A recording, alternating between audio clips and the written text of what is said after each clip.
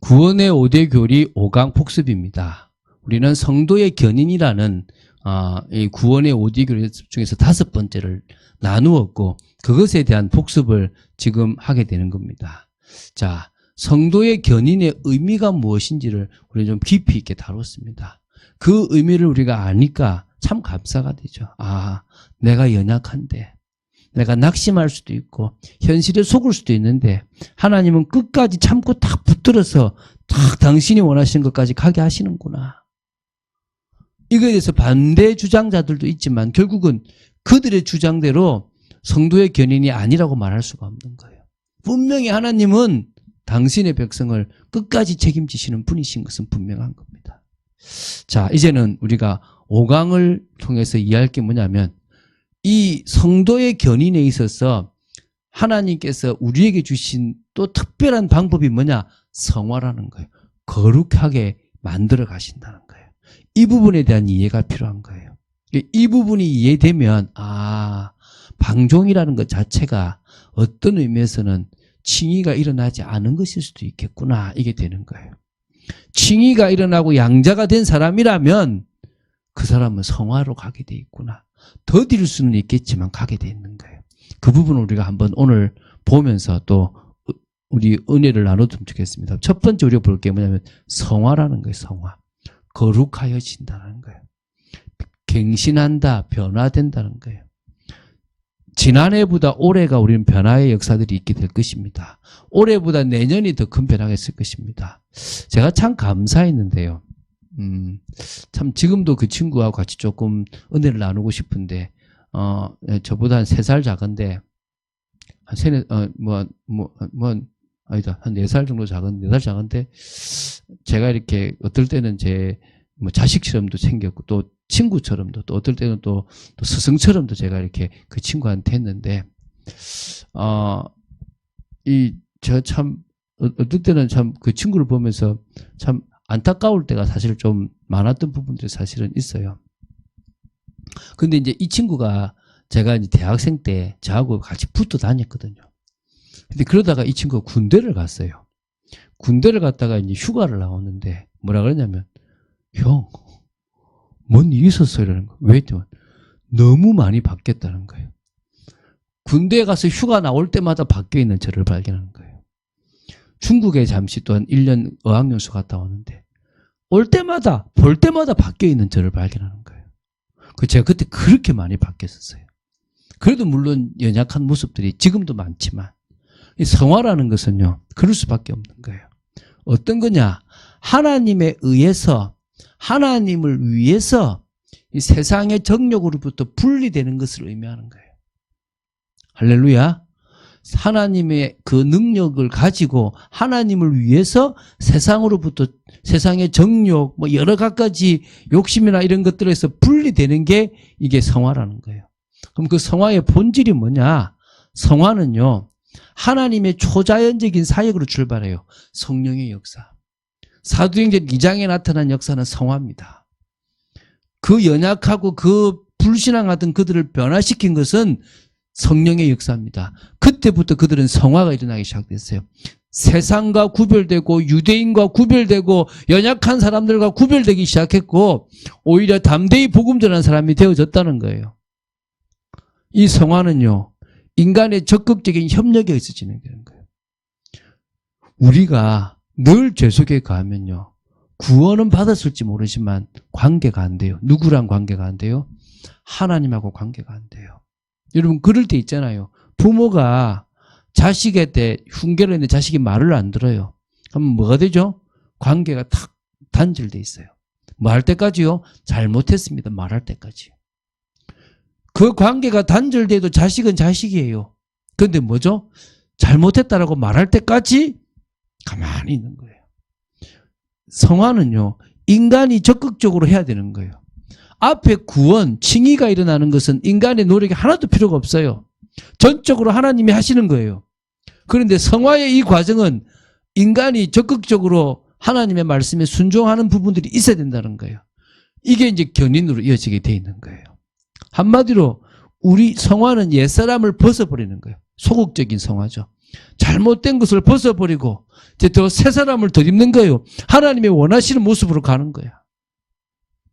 그래서 이거는요, 성화라는 것은 되게 감사한 거예요. 하나님 우리에게 그런 성화를 주신 거예요. 이 성화의 특징이 있습니다. 성화는요, 전인적인 변화가 일어나는 거예요. 몸도 변하고 영혼도 변하고 지성도 변하고 감정도 변하고 의지도 변하는 거예요. 저는 과거 되게 민감했어요. 제가 진짜 허리가 26 막 이렇게 되고 몸무게가 47, 48 막 이렇게 됐거든요.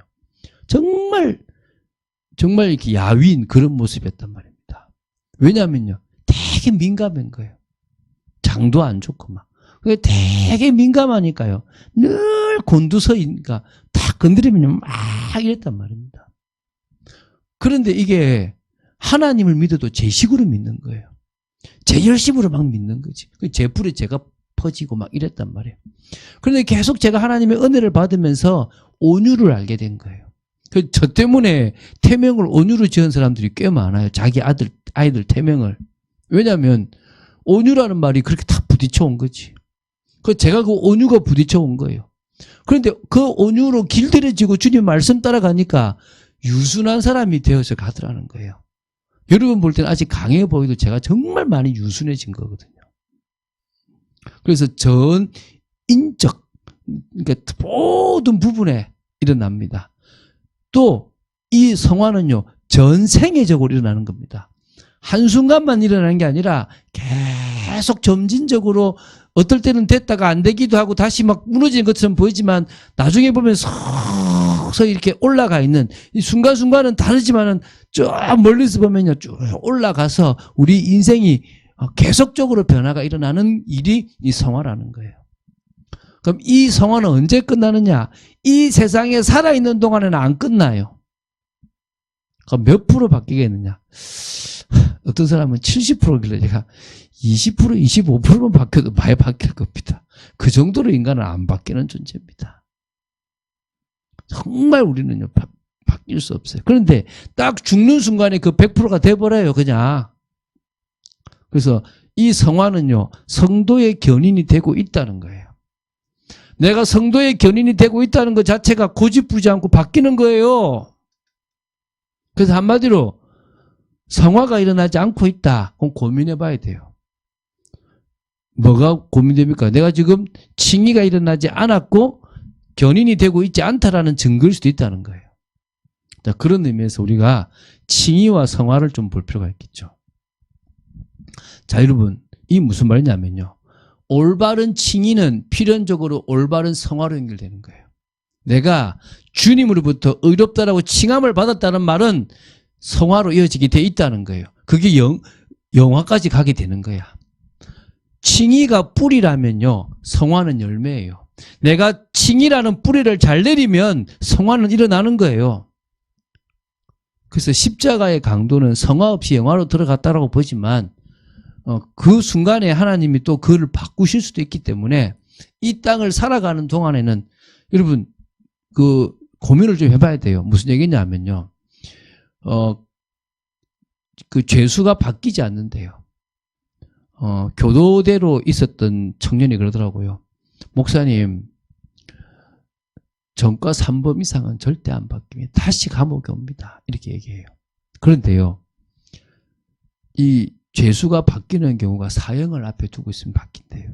정말 달라진대요. 어쩌면 그 강도는 그 죽음의 순간에 모든 게 달라졌을 수도 있는 거예요. 그런데 희한한 건요, 사형수가 다시 무기수가 되면 또 바뀐대. 다시 돌아간대. 야, 희한하죠, 이게. 그게 인간의 본성이에요.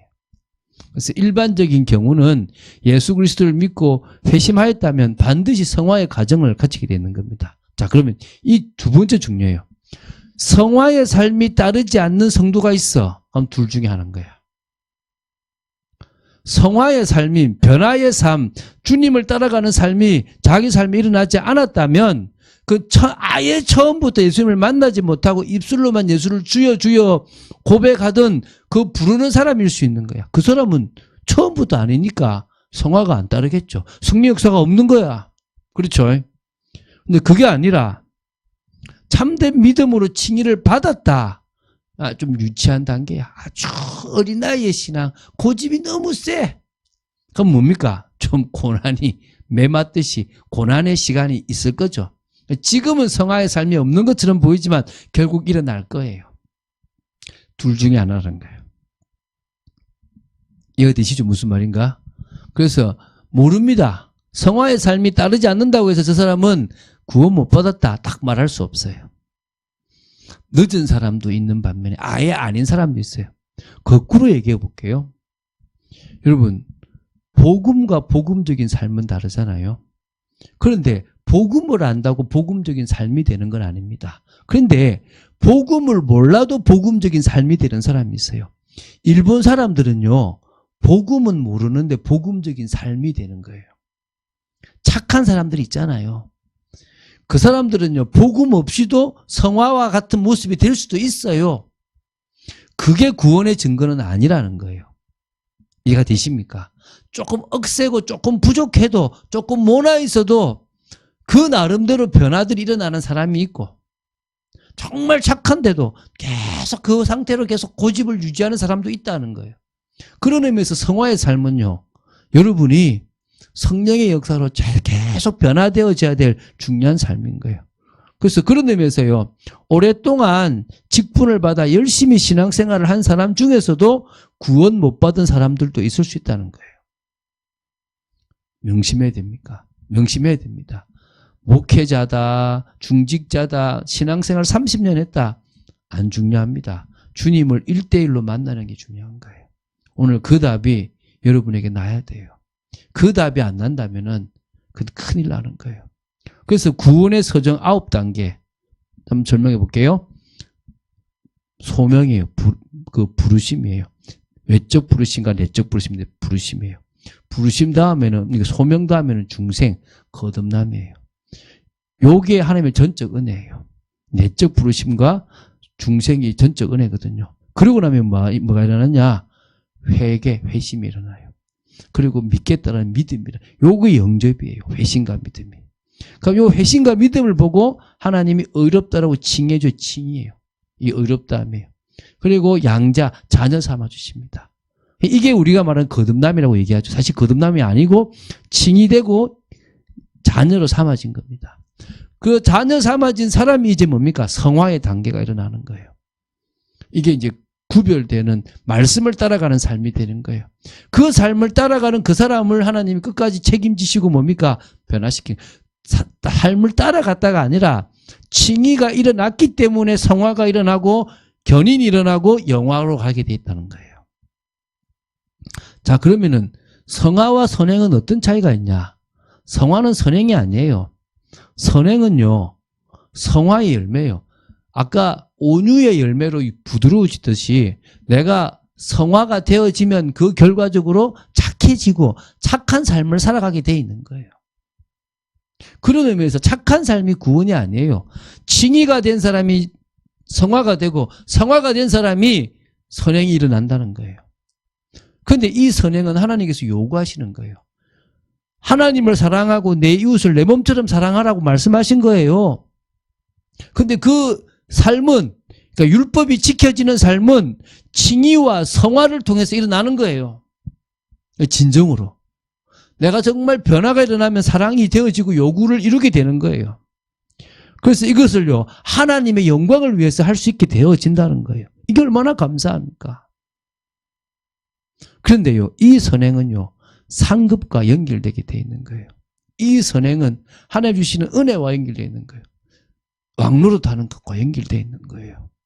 면류관과 연결되어 있다라고 보시면 되는 거예요. 그런 의미에서 우리는 선행이 아니라 성화를 잘해야 된다. 이것도 아니에요. 올바르게 믿고 그 주님이 내 인생의 주인이고 내가 정말 주님으로 받던 구원이 정말 귀하고 크다라는 답이 나야 돼요. 그러면 우리 인생은 달라지는 거예요. 자, 정리하겠습니다. 자, 구원의 5대 교리 중에서 성도의 견인을 다루는데 제가 뭘 다뤘으면 지금 성화를 다루는 거예요. 왜? 성화가 된다는 것 자체가 결국 그 주님이 우리를 붙들어가고 계시다는 거예요.